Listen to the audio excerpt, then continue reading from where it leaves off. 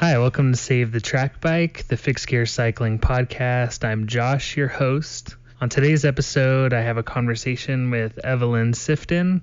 She's a fixed gear crit racer and ex-triathlete. She is an advocate for transathlete.com and You Can Play. And yeah, she does awesome stuff and she's super nice. We had a lot in common. Had a ton of fun with this conversation, so enjoy this talk as much as I did.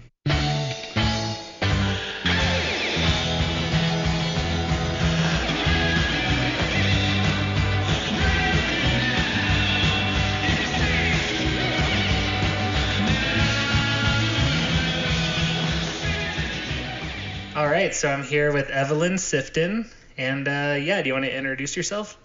Hi there, I'm Evelyn. I race track bikes and fixed gear crits. I raced in 2017 for Team Aerosaur.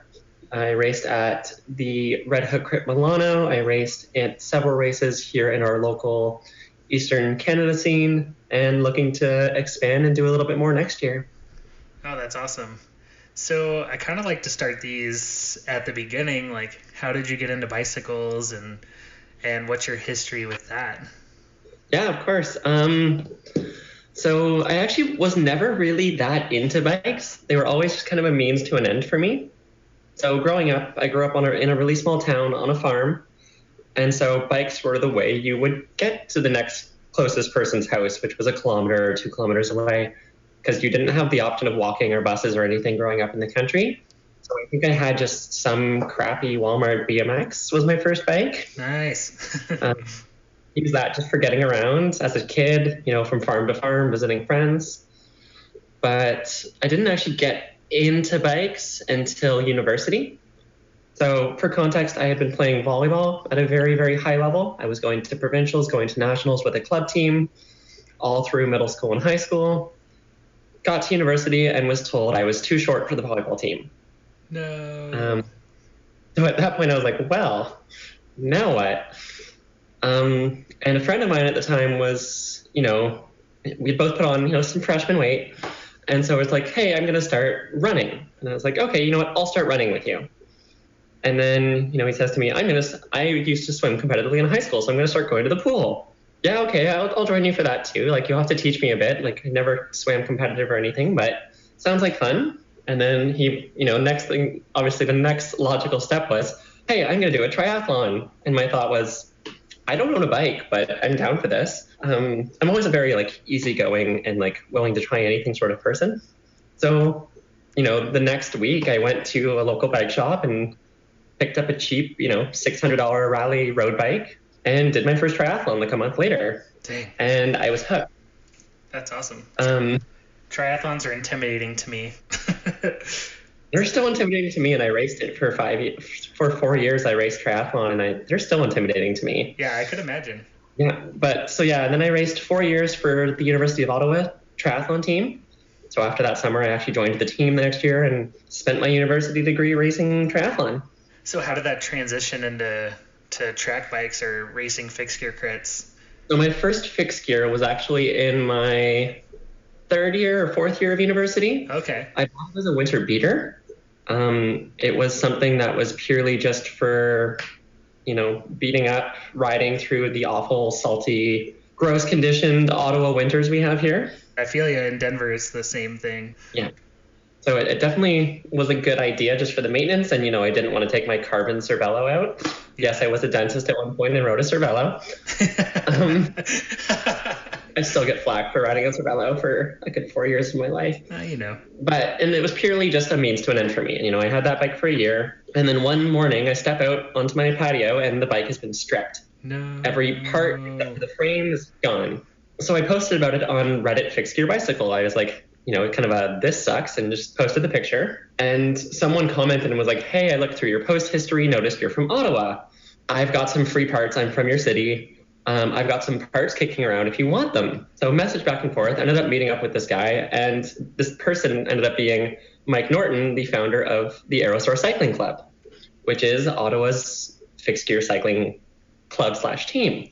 Wow, that's so nice. Yeah, so chatted with him a bit, saw his beautiful Chinelli Kaleidoscope Figarelli, and was thinking like, oh, like these bikes can be more than just beaters. And he's like, yeah, like look up Chinelli Mash, look up the Mako Frema, look up Mash Transit, look up Red Hook. And so he kind of got the idea rolling in my head when we just met up to grab a brake and some handlebars off him. So, dove into the internet rabbit hole and started looking at the different opportunities in fixed gear and was like, okay, you know what? This beater's not going to cut it. So I actually sold that frame because that was all that was left. Bought a pure fixed Kieran, which I know isn't the best fixed gear bike, but to me it was a big deal, and built it up a little bit more race worthy, and then raced my first Alley Cat on that and rode that for a year. And so that was kind of my introduction to fixed gear, though. It was the community that got me into it. Oh, that's awesome. That's the one thing about this community. A lot of times I feel like it's very supportive. I mean, there are, in any community, there's people that aren't, or they are mean or whatever, but but the people that are really passionate about it and are pushing it forward are the people that I find really inspiring. And so that's cool to hear that kind of story. What was really cool, especially you bring up the fixed gear community being so supportive and, accepting and everything. And that's actually what convinced me to switch from triathlon. So up until the 2017 season, I was still committed to triathlon. I was training to try to make Kona at this point. So I had to, again, touch on this later, but I had to take a year off from competitive sports as part of my transition. Mm-hmm. It's the WADA regulations. We have to go a year, on hormones before we're allowed to compete in our identified gender. Okay. 2016, I wasn't allowed to race. Or I raced, I put that in quotation marks, because I raced genderless and I audited the race. I wasn't eligible for any awards. I was doing it just to get my times and to keep my fitness and for motivation. And then 2017, I was like, you know what? I'm going to try to qualify for Worlds, triathlon Worlds. And, Mike asked me, hey, do you want to race with Aerosaur this season as a side project? And I was like, yeah, sure, why not? So I decided my Kieran wasn't going to cut it. I work at a bike shop, so it was convenient that I was able to, get a nicer track bike through with a staff discount. So I'm now on a Bomb Track Needle. Oh, Noticed nice. you posted about it on your Instagram. Yes, I actually just emailed them today because I was curious if the 2018s were going to come into the U.S. and apparently they're not.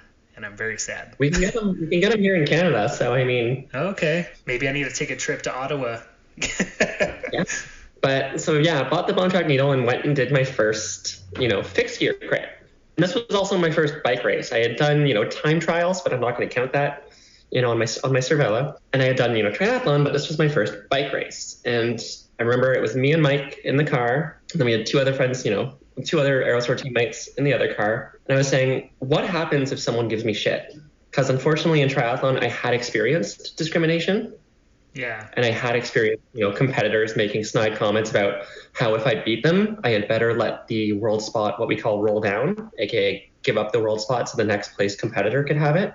I'd experienced some trouble in the triathlon scene. I was worried coming into the fixed gear scene and, show up to my first race, super nervous. And I line up next to who I would later find out is a big deal. I line up next to Raphael Lemieux. And before the race, she turns to the competitor on each side and gives us both props, says good luck.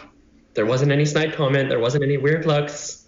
It was just no big deal. I was there. I was a competitor and did the race. And it was awesome. And, afterwards, I finished third. I podiumed. Raph lapped me, but that's another story. And I just, after the race, there's a big social. There's a barbecue. There's music. There's beer.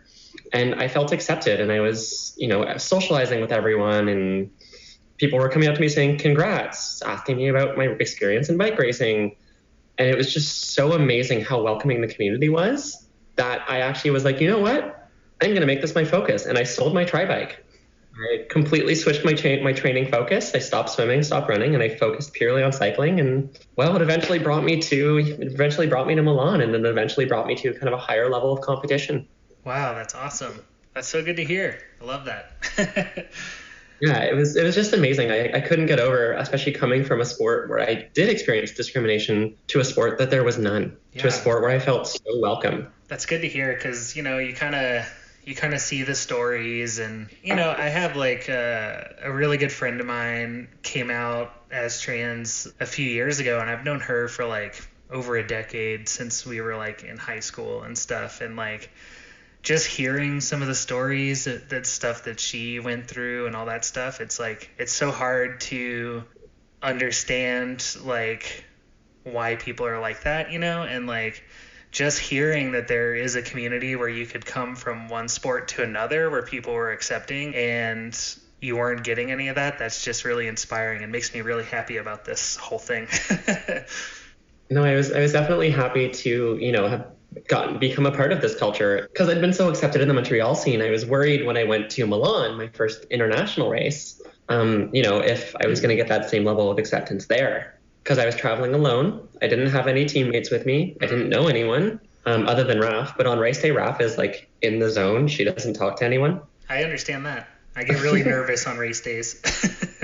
Yeah, I'm the same. I put on like headphones, but I'm still kind of social, like during like not an hour before the race, but her all day, she's in the zone. Yeah. Yeah, and same experience. I ended up making friends with Team Suicycle and Team Messpack Berlin. Spent the day hanging out with them. Again, no issue whatsoever. My competitors at Red Hook, no issue. And so even then, even on the international scene, I was like, wow, okay. I was worried for nothing once again. So that was definitely really nice. That's awesome. So what was your first crit that you did, or fixed gear crit specifically? First fixed gear crit was the Toonie Crit Montreal. Okay.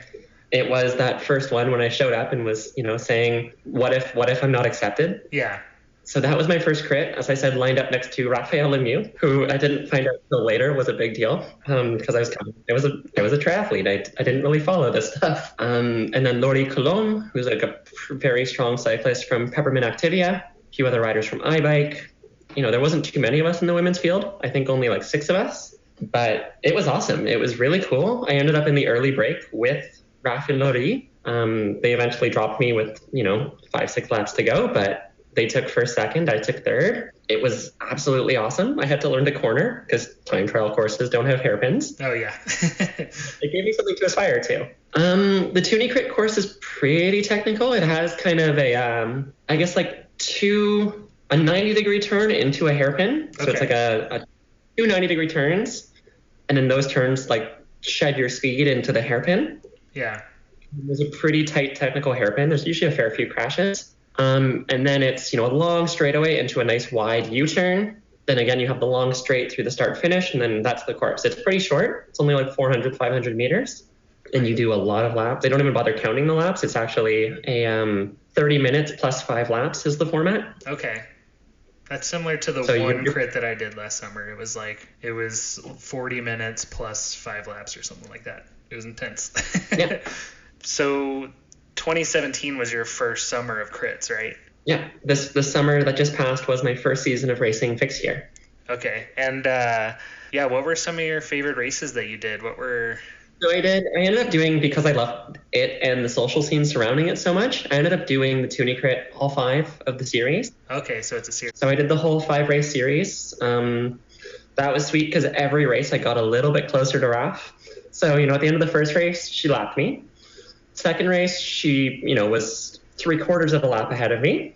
Third race, she was away actually, and I won because she wasn't there because she was too busy winning Red Hook Crit London. Fourth race, you know, she was only half a lap ahead of me, and then by the 5th race, she was only, you know, a few hundred meters. Nice. So you really got to feel that kind of progression. Mm-hmm. And it gave me that goal, always having her in my sights of like, okay, I am chasing down the world's number 2. It was kind of exciting, and it was like, okay, I have something to aspire to. So that series in general holds kind of a special place, plus the social aspect and, you know, meeting all sorts of different people and, you know, getting connections in the scene. After that, the two other races I did in Montreal were the Jackalope X iBike Crit, which I know you were saying in last week's podcast that you really want to come in like video races. Yeah. If I can recommend any Canadian race to come to, the Jackalope Crit is going to be my plug there. It's part of a multi-sport festival. So it's skateboarding, base jumping, highline, BMX, and fixed gear. Nice. Oh, and rock climbing.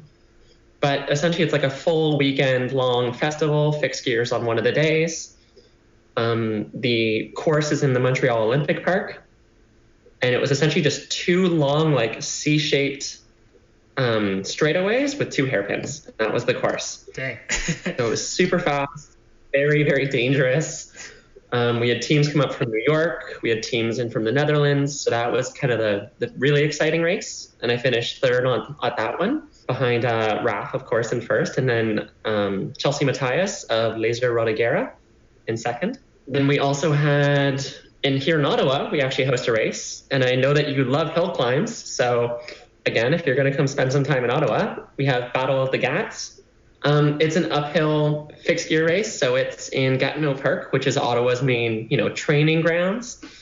It's our main hill, it's our main mountain, and so that we did a race there, and that one was also a ton of fun. We have, a King and Queen of the Gats category. That sounds really fun. That sounds right up my alley. That's what I was thinking. After hearing the podcast, I've listened to quite a few episodes now. I was like, okay, I should invite him to this because that also sounds like it's his thing. Cool. I need to write that down because I am interested in the crits and stuff are fun, but I like doing I feel like my strength a lot is I can sprint and I can turn off my brain and go for a really long time and hurt. So exactly. But yeah, so definitely come visit Ottawa and come check out Battle of the Gats. It's a race that we put on. It's completely still kind of fixie bullshit in the way that we don't close the roads. It's open to cars and whatnot. Oh, that's fine. It's a public park, so we can't close the roads. Yeah, who has that kind of money? I don't know.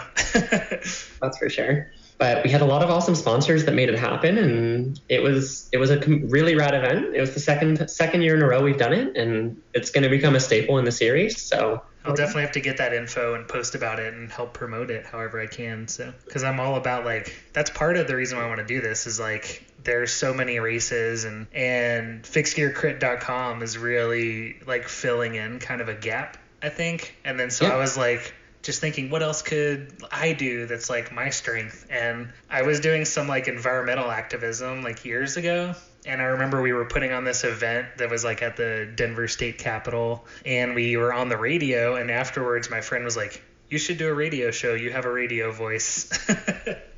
And I was like, cool, maybe one day. And then so when I was trying to think of what can I do in the fixed gear scene, I was like, oh, a fucking podcast. So why not? I was going to say, funny that you mentioned Fixed Gear Crit, because Brian Meggins actually came and raced Battle of the Gats. Oh, nice. He is the current standing king of the Gats. Nice. And it was cool because when I saw him in Milan, he was still rocking his King of the Gats top cap. Hell yeah. So it was kind of cool. He had his gold King of the Gats, 2017 top cap on his bike in Milan, and I had my Queen of the Gats 2017. So I took a little picture of our bikes and caught up with him, said hi and whatnot. So there we go. Fix Your Crit was there, so must mean it's good, right? Yeah, right. Definitely. So which red hooks did you do? You did Milan, you said? Yeah, I was supposed to do Barcelona, but I got caught up in a very, very long legal/bureaucratic battle of trying to get a passport. Oh, no. Canadian government, not Canadian government, the Ontario government has an interesting reputation of making things difficult for transgender people in changing our IDs and our documents. So for anyone else, a name change would have taken 2 months. My name change ended up taking 8. That meant, and you can't apply for a passport while you have an active name change. Wow. So the entire summer, I was essentially barred from any travel while I waited for my name change to process. That's so dumb. So that meant Milan. That meant I couldn't go to my cousin's wedding in Vermont, and I was also going to go ride some mountain bikes at Kingdom Trail. So that was unfortunate. It meant no races other than what I could drive to within Canada. That's really annoying. I got my passport the day before I left for Milan. Wow. I almost didn't make it. Jeez. Come on, Ontario. What are you doing? Get your act together, guys. So that was a mess.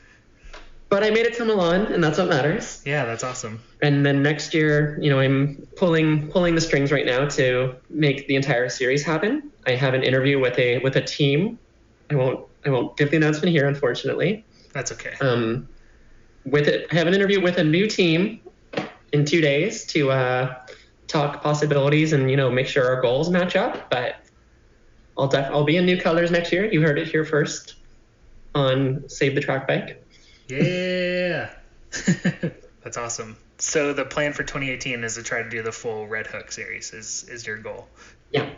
Biggest reason being, I also do a lot of advocacy work. Yeah. So probably seen on my Instagram and such, I do a lot of promotion for transathlete.com, which is a resource page for transgender athletes. So it's the different rules of different organizations and sporting governing bodies around the world, as well as You Can Play, which is a charity that advocates for, the getting rid of discrimination of LGBTQ athletes in sport. So Red Hook is kind of the right channel in terms of getting those messages out and setting that example. And so that's really important to me to, kind of get the eyes to it that the smaller crits don't have. That's really amazing. That said, I would really like to race. I'm just going to pull up my race calendar here. Nice. I've already written it out a little bit. The Ossington crit in Toronto is one I want to get to. Okay. It's kind of one of the growing Canadian crits that we have going. I need to go to Toronto again. I've only been there once. And so much fun. I love Toronto. I was like doing some activist work on the Warped Tour, and my day off was in Toronto, and I didn't feel like exchanging any money or anything, so I ended up just walking around, and I didn't really get to do anything. But it was a cool town. I liked it. Yeah, you definitely have to come back. I like my sisters both live in Toronto, so I've been there a lot. And definitely always a good time. It's usually kind of a blur because I usually drink a lot when I'm there. There you go. Hey, that sounds like me every time. My wife's from Omaha, Nebraska, and every time we go out there, I feel like I want to quit drinking. I'm like, it's too much. I don't know how you guys do it here. So, Toronto crit, all right? Toronto crit. Yeah, the Ossington crit in Toronto. Ossington crit. What's cool about that is it's in the Ossington market, which is like a historic old market district. So it's like a very pretty crit as well. I love that kind of thing. I also want to try to get down to the fixation crit in Chicago. Okay. I'm going to try to be there too, so. Hey, awesome. Hopefully I'll see you there. Yeah. I also want to try to get to Red Bull Last Stand. Yes, that looks... Which I was actually registered for this year. I was going to go the week before Milan, and I was going to fly San Antonio to Milan. And then, of course, as you know, I didn't get my passport. Yeah. So I had to give up my registration and abandon the race. So I have kind of a vengeance, but I need to go back and do that race now. Yeah, go win it. Here's hoping. And then otherwise, it's gonna come down to money, what other races I can do. I really want to do that race you've been talking about on the podcast, that 3-day fixed gear stage race. Yes, that looks like so much fun. I think I've mentioned it in every episode now. I think you have, and that's why I'm I really want to do this. This sounds really fun, especially because I come from a time trial background. Yeah, so doing that on a track bike sounds fun. Well suited for it.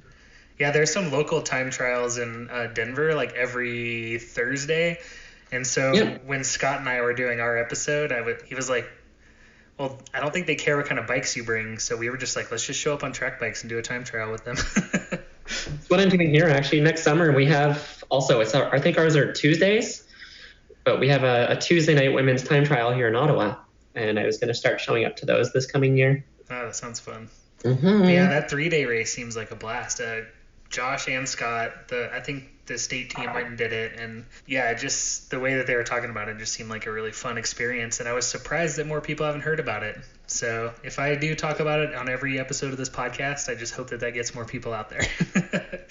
Well, you've got one person interested. It's just going to come down to if I can afford it, or if the new team I'm going to be with can afford to send me. Absolutely. That's kind of where I'm at. It's just what can I afford to show up to at this point? But we'll see. We'll see. That's why most of mine are within road trip range. But there's a few other goals in there. There's a few cyclocross races in there, but those have gears, so I won't talk about them here. You can talk about it. I want to do a track low cross race. We have cyclocross nationals, not too far from here, not from too far from Ottawa, in Peterborough. So I was going to hit up cyclocross nationals.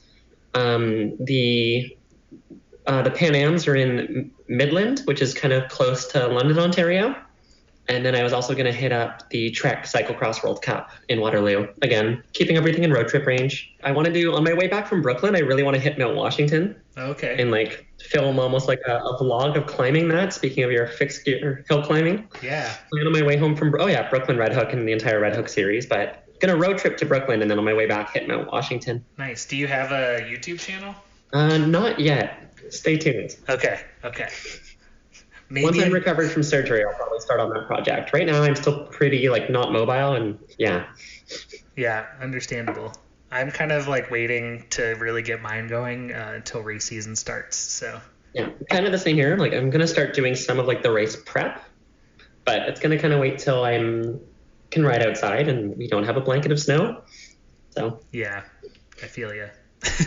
I'm so bored with riding on the trainer right now. you have no idea. Oh yeah, I mean, hey, I can't say anything. But yeah, we've had really nice weather, but I've been like way too busy this past week, like way overbooking myself because I do like filmmaking and stuff too. So I've been just kind of doing that after work, and I'm like, all right, I need to clear the schedule for like the next like until the end of summer almost. I haven't I'm pretty clear right now. It's funny whenever someone messages me saying, "Hey, do you want to do this?" It's like, yeah, I'm free Monday to Friday all day. I am at home recovering, and that is all I'm doing. So please give me something to do. Put in 20 minutes on the recumbent bike yesterday, so that was impressive of myself. Nice. What were you listening to when you do that kind of thing? My recent guilty pleasure has been K-pop. Nice. I love it. Which is like really embarrassing to admit because I've heard all your other guests and they always have like really like unique and intriguing taste in music, and I'm like, yeah, I listen to a lot of K-pop. I do listen to a lot of post-hardcore as well, and like when I'm working out more intense, which obviously I'm not doing right now. Yeah. Oh, talk about that. So you were in a post-hardcore band. What do you mean when you say post-hardcore? Post-hardcore, I'm referring to bands like Asking Alexandria, okay, Silverstein, Enter Shikari, and at least in their older music. Mm-hmm. Under Oath is a huge one for me. Okay. So I used to be in a post-hardcore band, and we were actually supposed to play a show with Under Oath back before they were like Under Oath, because I'm kind of old now, so this was like, 12 years ago. And we were supposed to play this show, but the person who was booking the show and my guitar player were kind of dating, and then they broke up, and then she bumped us from the show. Oh, that's just mean. I know. You can't do that to someone. I know. And then they become like the biggest band ever. And yeah, it was like that whole time, like Under Oath, and then I was listening to a lot of Norma Jean and Martyr ED and all that stuff. Architects, Seosin, Architects. Yep. Do you know the throwback bands? Do you know Fear Before the March of Flames? Yes. Yeah, so they're from Denver, so we used to play. Well, yeah, but like more like heard of them. Yeah, so they were on Equal Vision, but they were all from Denver, and we used to play with them all the time. And it's funny because the drummer is actually a huge roadie now. Like he has this cycling group called Denver Wheelmen, and like is like all raffed out all the time. I've noticed a trend. I've met a lot of people who were like post-hardcore or scene kids growing up, and like now ride fixed gear or road bikes in general. I think something about the angst, putting that angst into pedals. I don't know. Right? You're like, okay, I'm really tired of screaming now, and so let's ride really hard somewhere. What was your band called? Lagaria. Okay. We never had anything on SoundCloud. We never did anything big. We were kind of similar. We did like 4 tours, I think, and then like we did get to play with some bigger bands. I have to remind you, our band was based out of King City, Ontario, so like very, very small town and really no opportunity. Yeah, I feel you. Our problem was that we were like a Christian band, and then a bunch of us stopped being Christian, and then that started infighting, and then we broke up. Okay, I can see that being a problem, like non-Christians with a Christian band. Yeah, we started when we were 17, and by the time we were 19, we were just completely different people. Yeah. No, it's amazing how much happens through like 2 years, how much can change. As a lot of people tell me, how like, oh my God, you've changed so much in 3 years. Really? You don't say. Really? That's funny. That's hilarious. Yeah. A lot of drum and bass as well. Like on like when I'm doing interval work, drum and bass is nice because it has that high cadence, high tempo. That's a good idea. Maybe I should try something like that. Because I was like listening to a lot of punk and stuff, and like it's really hard to pedal to that sometimes. Yeah, so drum and bass I find is good because it's like sits around 160 BPM. Okay. So I find it's perfect for those, high cadence sprint sets. And it's nice to zone out too. It's something that you can just kind of put your mind on, and the music's intricate enough that you can just zone out to it. Nice. And then K-pop is just fun and lighthearted, and like, so if you're really hurting, it's kind of funny to have this like really upbeat, really dancey, like very poppy and cheery going while you're putting yourself in the pain cave. It's kind of just a nice pick-me-up, I guess. I'm legitimately gonna listen to K-pop when I go on the trainer today. That's my goal. I'm gonna give it a try. Yeah, I'm gonna recommend BTS. Okay. I don't know if you've heard of them. They're kind of like the biggest breakthrough group in terms of global success. Okay. I haven't heard of it. And they're more hip hop and a little bit more rap, so nice. Might be your scene. Otherwise, I also really like EXL. They would be my two recommendations if you're gonna work out to it. Hey, whatever gets you through the training sessions, that's what's important. Exactly. You gotta keep that fitness up, Oh yeah, definitely. Well, right now it's building back up my fitness. Yeah. Not even supposed to be working out. I'm supposed to be waiting another 2 weeks, and I just couldn't. Yeah, I feel you. I broke my leg like skating a few years ago, and yeah, I just couldn't handle not walking anymore. So. Mm-hmm.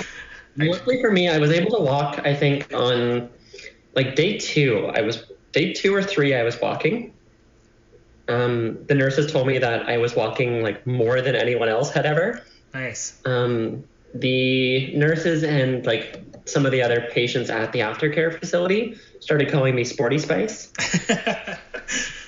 That's amazing. I like was doing workouts. I was doing like calf raises on the stair sets and then getting yelled at by the nurses for it.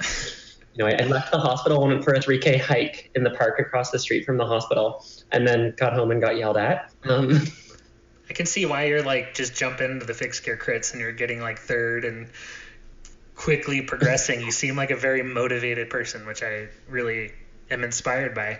I am definitely a type A.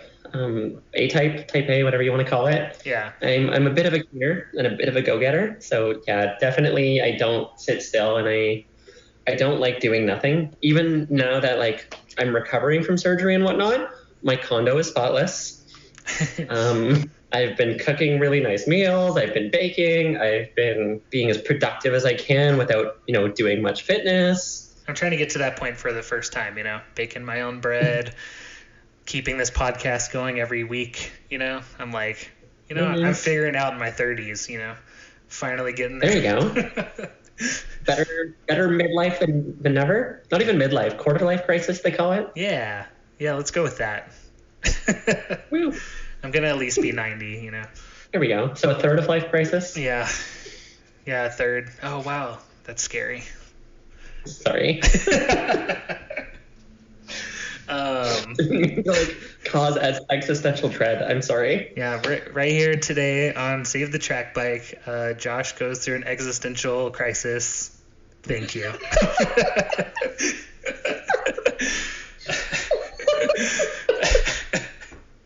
You know what? I just what I have to do is I look at Tony Hawk. I follow him on Instagram, and I'm like, all right, that dude's still doing some rad stuff. I gotta, Matt Hoffman. Those are my athletic inspirations. So actually, speaking of Jackalope, bringing it back to the Jackalope Festival, Tony Hawk was there. Oh really? I got to watch Tony Hawk skateboard at Jackalope. How was that? It was incredible and exactly how you would imagine it to be.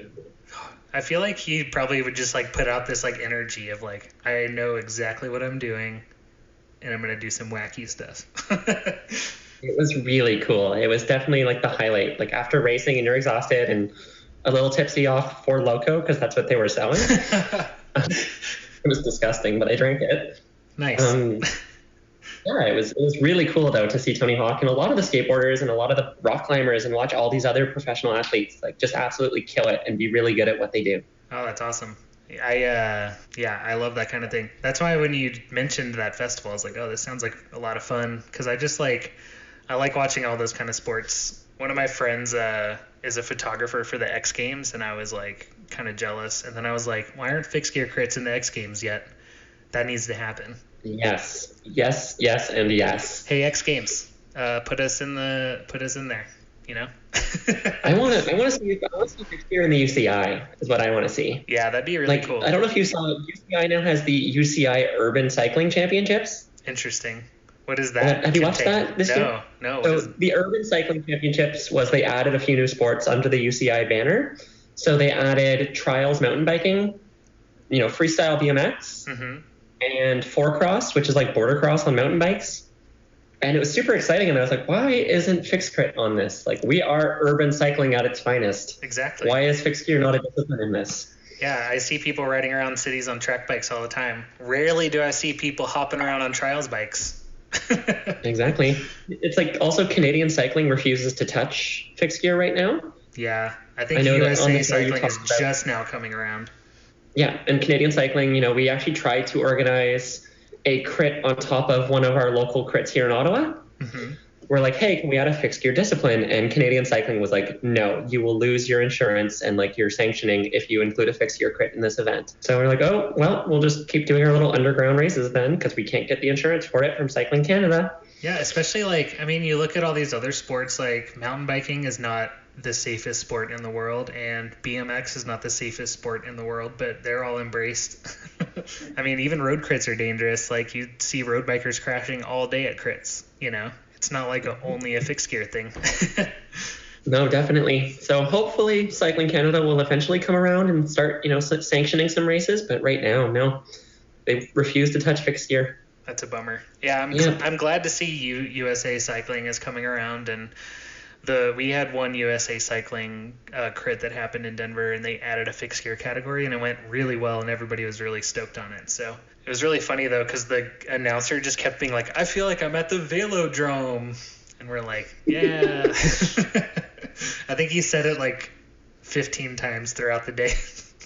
It was very funny. Someone crashed into him on purpose. What?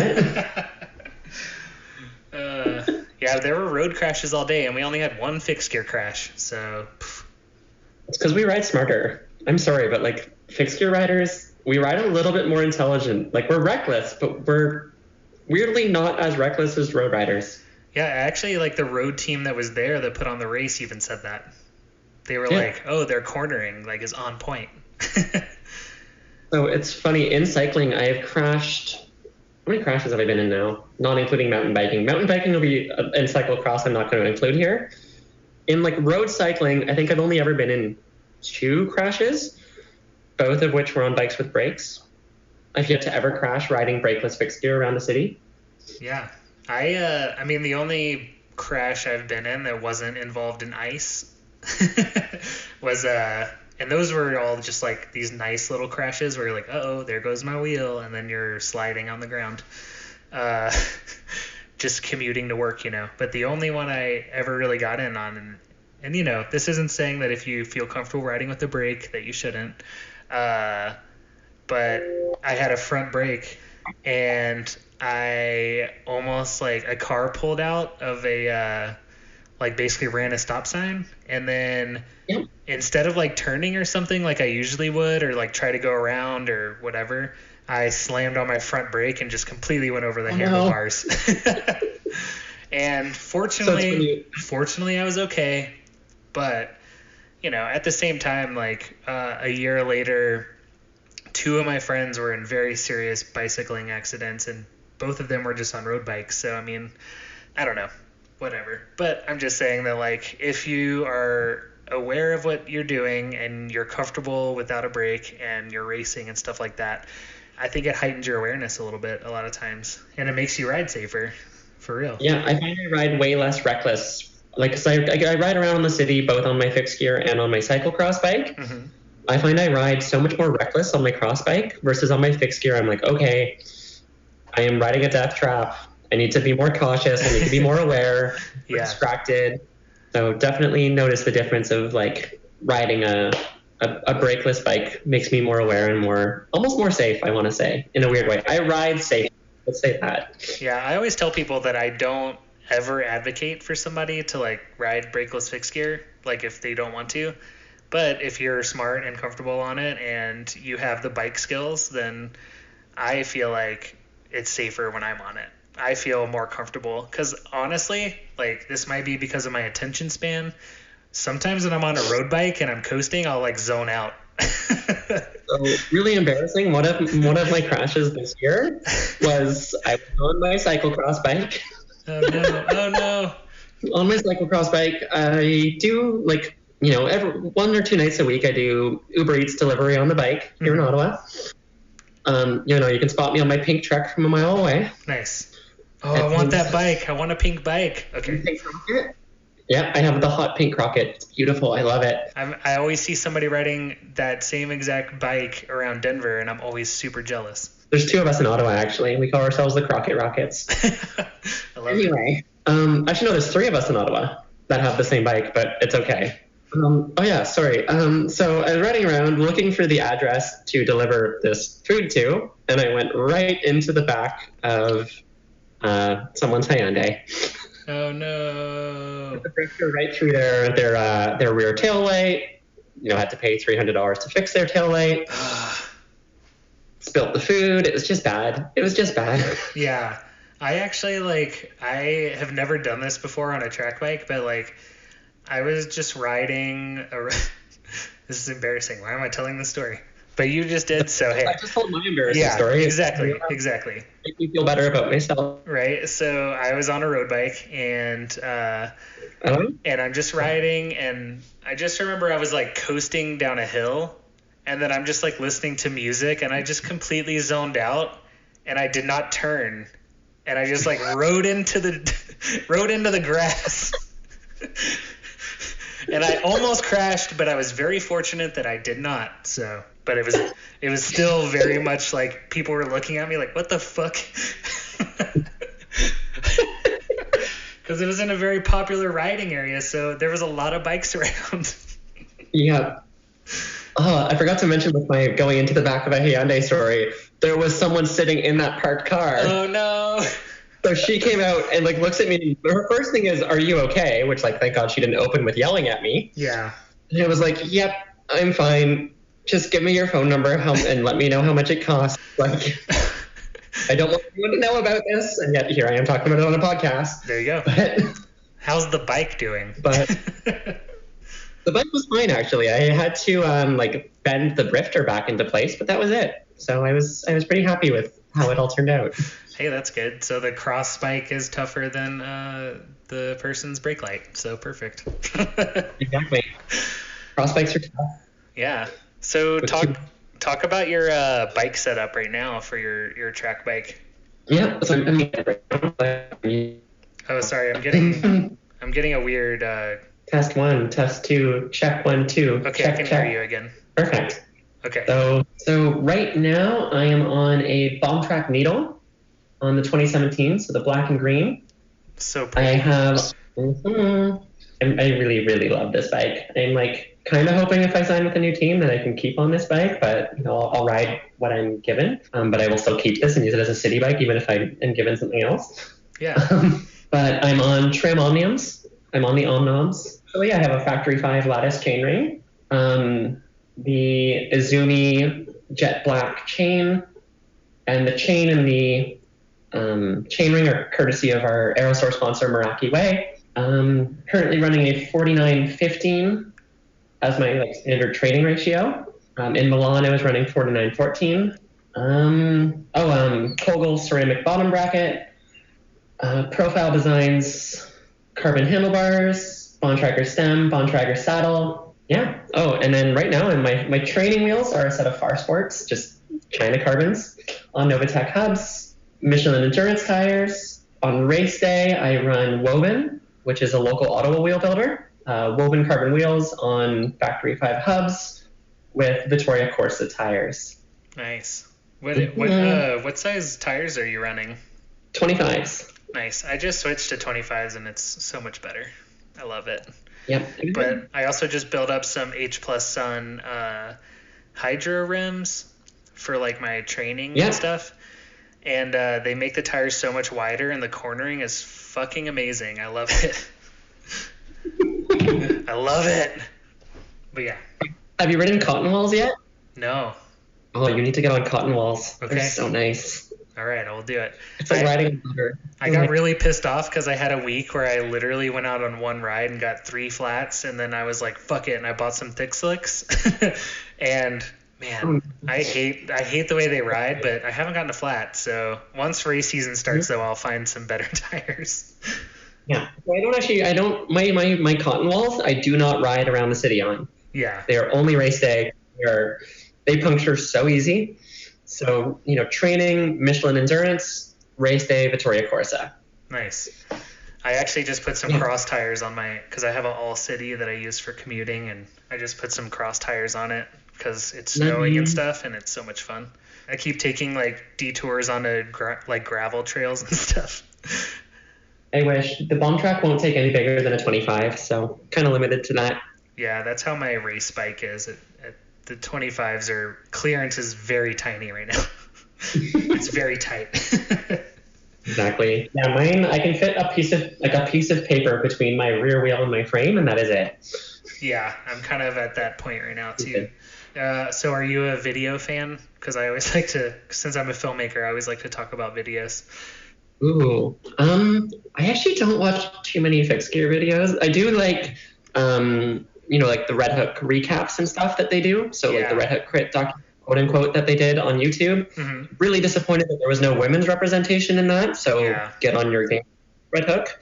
I would love to see a women's Red Hook documentary alongside that men's one. #feminism. Right. Otherwise, yeah, I prefer like the more documentary stuff. So I really like a lot of the mountain bike films. Mm-hmm. I just watched The River to Something. Was filmed here in Canada, but it's called The River to, and it's some Inuit name. I'm gonna look it up here. Oh, riding the Tatshen Shini. Oh, okay, nice. It's an amazing film. I would recommend it. I'll have to check that out. I like watching all kinds of bike films, so. Yeah, I tend to watch more mountain bike films than anything, just because I'm also a filmmaker. Oh, nice. So I really like the more documentary, beautiful scenery, stuff like that. That said, I really like state bikes riding up hills fixed gear with pros. I love those. But definitely more on the mountain bike side when it comes to what I watch on the trainer or whatnot on a slow day. Yeah. Have you seen Personal Gold? No. Oh, you should check it out. It's about the women's track team in the Olympics. I think it was 2012, I want to say. And kind of, maybe it was earlier than that. I don't remember exactly, but it was kind of when like Lance Armstrong and all that stuff came out about so much doping, and like the men's like road team wasn't even going to compete that year because of so much doping. And then all of the attention went on the women's track cycling, and it's a really good movie. I love it. You have sold me. I already have it pulled up on another tab ready to go. Cool. And yeah, the director too, she made Slums of Beverly Hills, which was like a movie with Natasha Lyonne from years ago. And then she made a movie with Philip Seymour Hoffman and Laura Linney called Savages, I think, or The Savages. Oh, okay. I've actually seen that one, yeah. Yeah, so she comes from like I think she started off kind of in documentary and then went into like some film stuff, and then she made this documentary about the women's track team, and yeah, it's like almost like cheesily inspiring, but it gets me really stoked. I love really hokey, feel-good movies. So you will love this then. You will love it. Right now with like the whole, I was bedridden for about 2 weeks, minus my walking. I was supposed to be bedridden. Let's go with that. So I during this time and like right now, like this whole recovering from surgery sucks and whatnot. So it's been a lot of like, I can't watch anything depressing. I need to watch only feel-good movies, like cheery anime, feel-good movies, like nothing else. Can't have negativity in my life right now. It's nice to watch those kind of things too, just to keep motivated and to know you can do things. I want to watch anything that's about like, there was another movie about this guy who builds track bikes, and I'm forgetting his name right now, and I'm not by my computer, but Marinoni? Yeah. Canadian documentary? Yeah. So he's from Montreal. Oh, is he? Oh yeah, he is. Yeah. That makes sense. Yeah. Famous Canadian frame builder. He also just attempted the record for like, what is it? The hour record for over 90, I think he just attempted. Okay, so, that movie was over 80, right? Oh, okay, yeah, sorry, over 80, not 90. I don't know. I mean, I wasn't sure. I don't remember either. For whatever age group, he was building a frame and attempting the hour record. Yes, that was a really good movie because I was like, all right, I'm 30. I can race some crits, whatever. but You were too old. I thought I was too old to get into racing, but. Well, so did I. I'm 23 and I was worried I was too old. And then, meeting all these people in the scene who are in their 30s and killing it at Red Hook, I'm like, okay, I've got a few years. I'm fine. Like, I'm not too late. We're good. Yeah. I'm just going to push it real hard until I'm broken and I can't do it anymore. Exactly. That's my goal. That is my goal. Well, I guess, is there anything else you wanted to cover before we go, or anything you wanted to shout out? I wanted to shout out I kind of wanted to talk about how Milan happened, so I can give the shout outs to all the people that helped make it happen. Yeah, let's talk about it. Was racing tuning crits and like the local events, everything in driving range, and, eventually had people saying to me, you're finishing just behind Raph. You should be going to the same race as she is. And so that's when the idea of like, okay, I'm going to go to Barcelona happened. And then I was stuck with the name change battle, and so I didn't get to go to Barcelona. And then it was, okay, you know what, I'm going to get this hopefully all sorted out by the time for Milan. Our team didn't have the sponsors for it. They were, a cycling club, not a team per se. Had to get the entire community together. The entire community got together to fundraise. So they did a pub night. Joe Mama Cycles, who I'm actually wearing their t-shirt right now, was a huge contributor. They're our local bike shop and our local kind of fixed gear hub in terms of the shops in Ottawa. Really helped organize the event, provided all the prizes, lined up a few sponsors to give financial and equipment sponsorship for me. The Ottawa Bike Messenger Association got a bunch of money together to donate. Aerostore, pooled some of their money and, helped pay for my accommodation.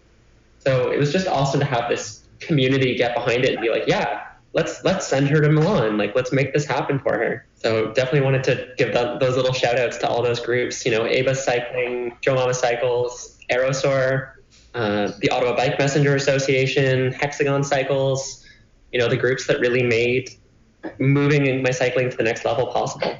Also talk about any of the advocacy groups that you're working with. Yeah, so I'd already touched on it a little bit. Yeah. It was really cool. Actually, I'll talk about one of them if I may tell another little story. Absolutely. It was really cool because, it wasn't until 2016 that the rules changed for transgender athletes. So for perspective, I came out in 2014.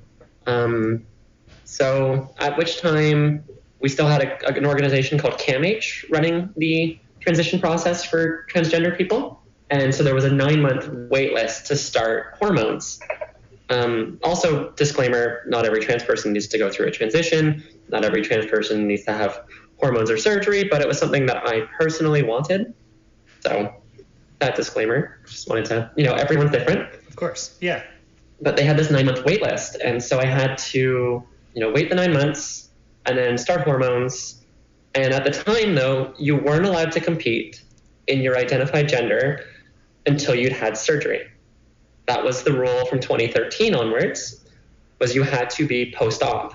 Funny enough, I actually have to actively drug test myself, which no other Red Hook athlete has to, as far as I'm aware, because I have to keep a biological passport, because I have to show that my testosterone level never goes above 10 parts per million. It's funny because mine actually has been consistently below 1 parts per million. I'm actually low testosterone for a woman, which is, I guess, something that might get a little better next season. I'm trying to work on that. So I actually have to actively every 3 months go do a blood test myself to keep a biological passport to keep myself eligible for competition. That said, Trimble never. It's all these unfair hoops. I don't like it, but I accept it. Yeah. Because there would be issues if I was going in with, a high testosterone level, right? Mm-hmm. There would be some problems, and this is what makes it fair, is these rules, these regulations are what makes it fair. It was interesting, actually. I had a cyclocross race a week before my surgery, and one of the things for my surgery was I had to go off my testosterone blockers for 2 weeks before it. So I did the race and I felt just a little too good and walked up to the organizer's tent and was like, hey, just disqualify me. That was for fun. It wasn't fair. Yeah. So no, I'm really big on fairness. So that's something I follow those rules to a T as much as possible. Well, it's nice that the avenues are kind of there now. Mm-hmm. It wasn't until 2016 that we had that rule. So pre-2013, the rule was you had to have had surgery, and otherwise it was you couldn't compete. Surgery was the big rule. Wow, and some people, like we just said, are different, and maybe they are not planning on that, and then they should be able to race with their identified gender, and I think that exactly, without the need of a very, very invasive and dangerous surgery. Of course, yeah. 2013, they changed the rule to 2 years of no competition on hormones. So 2 years before you were allowed to compete was the rule as of 2013. 2016, the IOC and WADA did a joint commission with 19 members, 15 doctors, all the research on like what is fair. And the conclusion they came to was 1 year on hormones, specifically testosterone blockers, and 1 year below the threshold of 10 parts per million. So that's when I was saying I had to take the year off in 2016. That's why, because I wasn't WADA legal to compete. So when I first came out, it was back in 2014. So back before the rule changes, I was kind of scared. I was worried I would never be able to, properly compete in, elite sports again. I was worried, but luckily, around that time, there was Chris Mosier. And if you don't know who that is, he is the first transgender athlete to compete on a U.S. national team. He is a trans male that races for USA Triathlon, and he represented the United States at the World Duathlon Championships. He was a huge inspiration for me, especially because I was coming from a triathlon background, to see that, okay, other people have done this and, been relatively accepted. He's outspoken. He's a huge advocate for the community. And so it was really cool to have this kind of hero to look up to. And, as I went through my process and went through my transition, it was really nice because I came to the decision. I was like, okay, do I go stealth, hide the fact that you're transgender and you just live as your identified gender? But I was like, you know what? I want to be open. I want to be open and talk about it like I'm doing here and, be that person for future athletes as well. I want to be that person who they can look at and say, oh, like she's doing it, so I can do it too. And so that's when I got involved with Trans Athlete and You Can Play, as Chris Mosier actually is a big part of those two organizations. And that's how I discovered them. And so when I started competing, I sent him an email saying, hey, here's my story. And I'd like to represent these two organizations. And he was gung-ho about it. He's like, heck yeah, here's the links, print them off, put the stickers on your bike, put our logo on your jersey, do it all. We'd be more than happy to. And so that was really cool. So those two organizations are transathlete.com, which is, it's not really an organization as much as it's a web resource page. So as we had just talked about, it has all the rules, regulations regarding transgender athletes in different sporting bodies and organizations and around the world.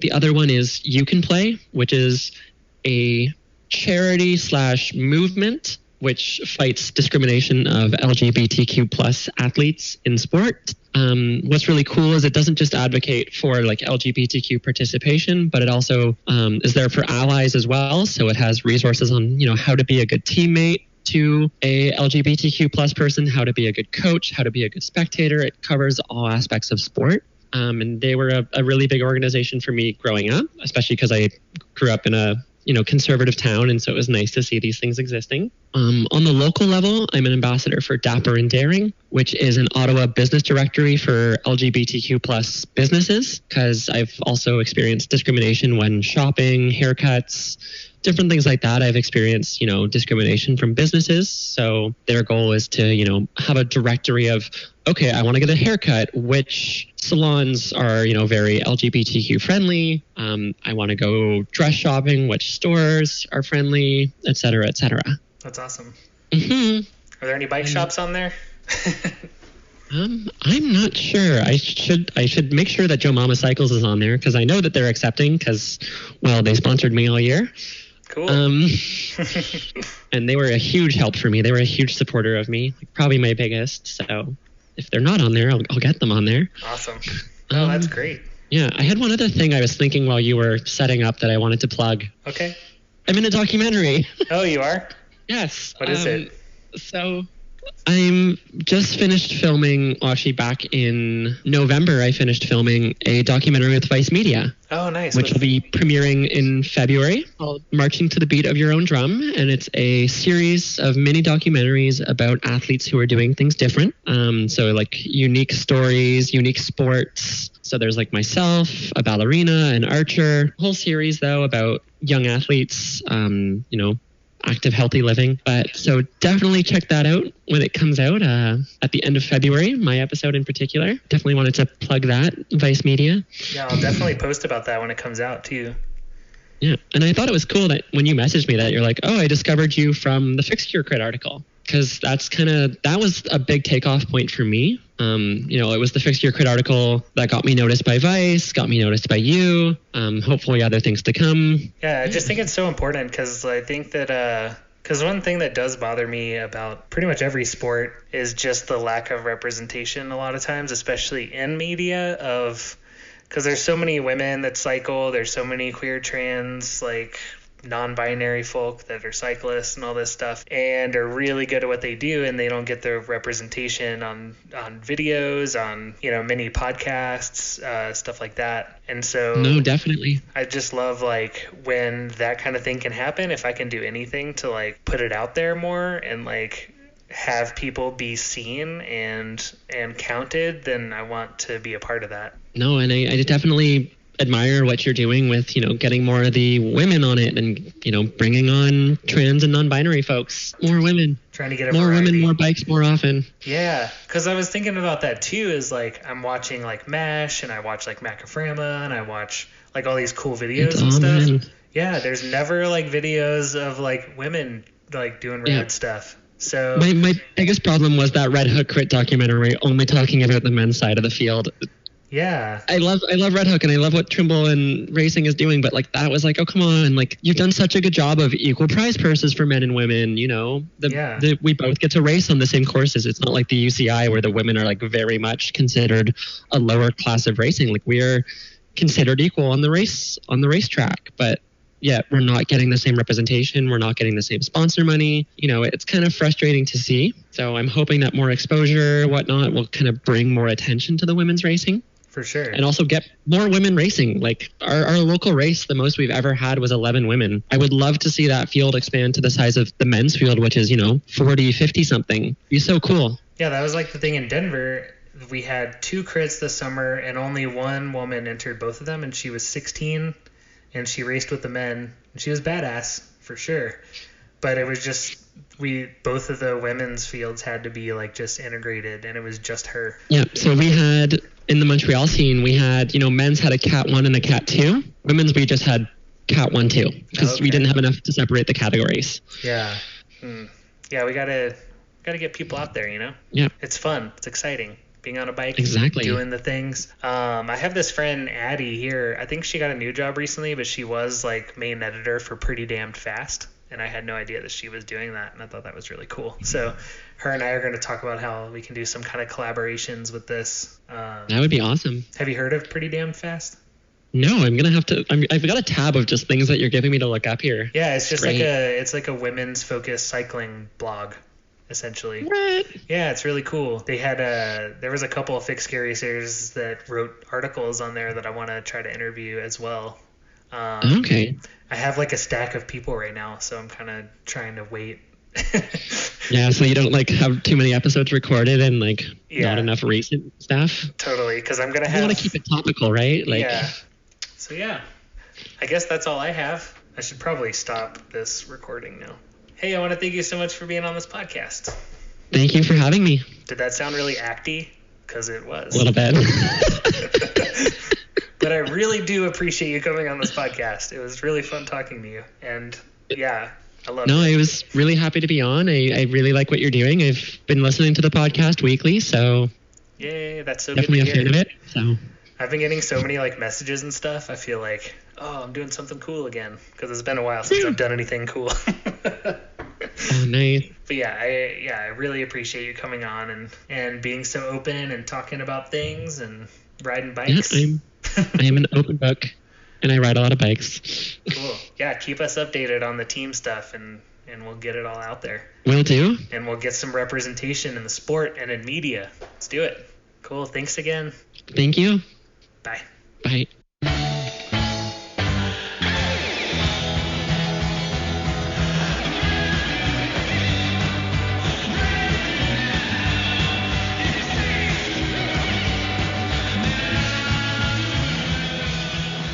right, that does it for another episode of Save the Track Bike. I want to thank Evelyn for coming on. That was rad. I want to thank you guys for just downloading this and supporting the podcast. And this episode was produced by David Draper. The music is from Vitamin Pets. And find us on Instagram at Save the Track Bike and SaveTheTrackBike.com.